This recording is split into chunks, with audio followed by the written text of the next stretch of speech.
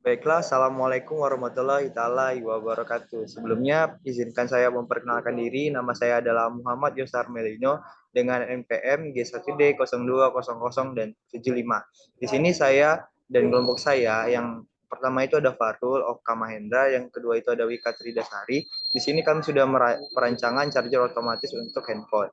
Jadi langsung saja masuk ke latar belakang.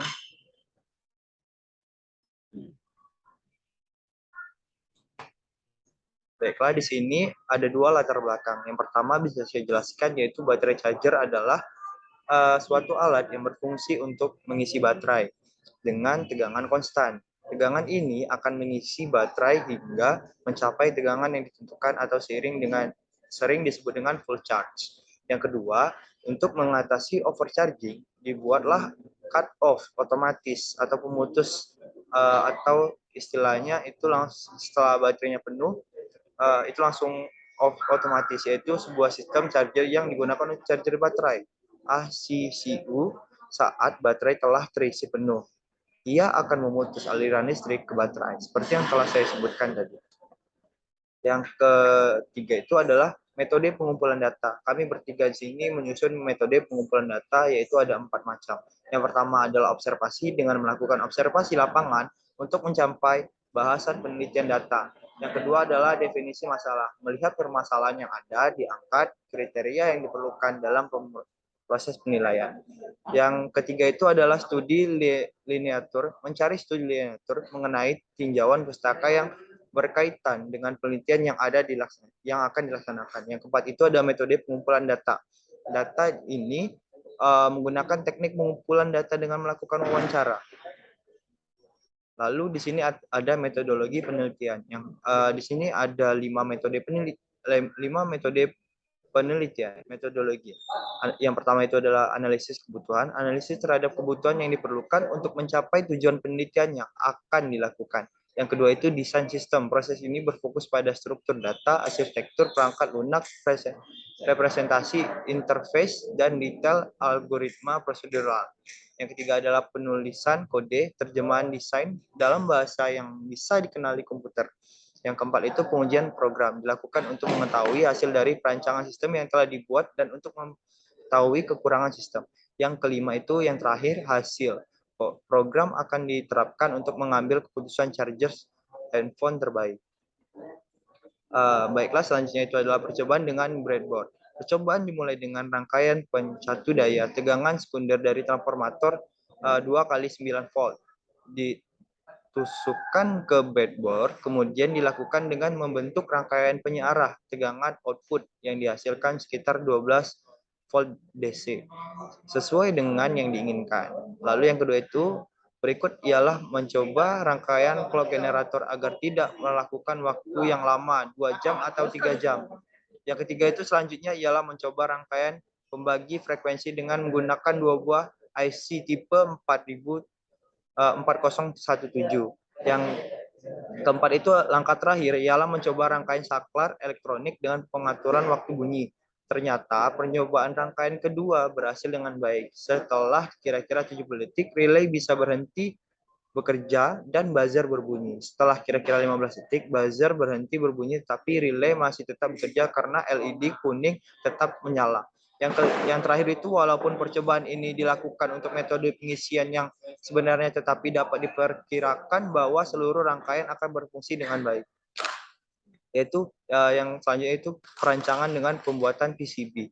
Perakitan komponen akan dilakukan dengan PCB, oleh karena itu PCB perlu dirancang terlebih dahulu.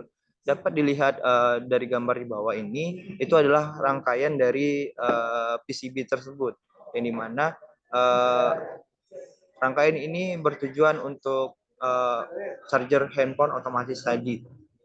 Lalu yaitu pembuatan prototipe alat. Setelah rangkaian charger otomatis selesai dibuat, maka proses dikemas dalam suatu kontak dengan ukuran yang sesuai, yaitu panjangnya itu P kali L kali T, yang dimana di sini panjangnya 18 cm, lebarnya 11 cm, dan tingginya itu adalah 5 cm. Komponen-komponen tertentu yaitu 4 buah saklar, indikator, cahaya reset, reset 1 jam, 2 jam, 3 jam, tegangan.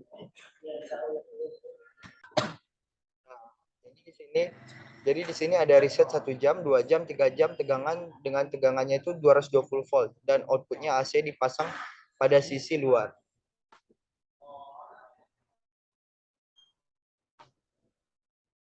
Lalu yaitu ada uji fungsi. Uji fungsi dilakukan mode pengecekan dengan mode pengisian 2-3 jam. Selain itu perlu diukur tegangan pencatu daya arus konsumsinya. Selanjutnya yaitu uji fungsi pada mode pengecekan peranganan. Berdasarkan pengukuran dengan menggunakan stopwatch adalah sekitar 73 detik pada posisi 2 jam, sekitar 110 detik pada posisi 3 jam. Perbedaan 1 dan 2 detik dari rancangan tidak menjadi masalah karena sudah sangat mendekati dan hanya untuk membuktikan bahwa alat ini berfungsi dengan baik. Lalu di sini ada uji fungsi pada mode pengisian. Waktu pengisian yang diinginkan ialah 2 jam atau 120 menit atau 3 jam 180 menit.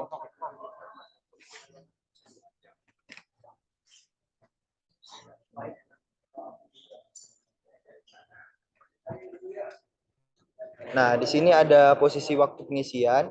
Yang di sini ada 2 jam 55 detik, 3 jamnya itu 3 jam 83 detik, yang kedua itu 2 jam 53 detik, 3 jam 85 detik, dan ketiga 2 jam 50 detik, dan 3 jam 90 detik.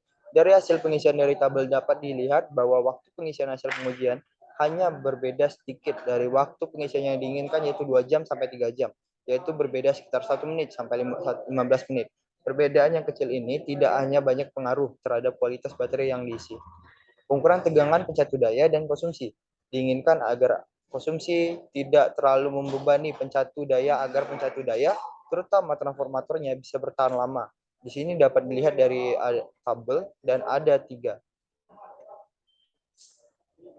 Nah, di sini mungkin sudah di penghujung. Saya ucapkan terima kasih. Lebih kurangnya saya mohon maaf. Dan saya harap presentasi saya ini dapat menjadi sebuah presentasi yang dapat dinilai dengan baik. Terima kasih. Wabillahi taufiq walhidayah. Wassalamualaikum warahmatullahi wabarakatuh.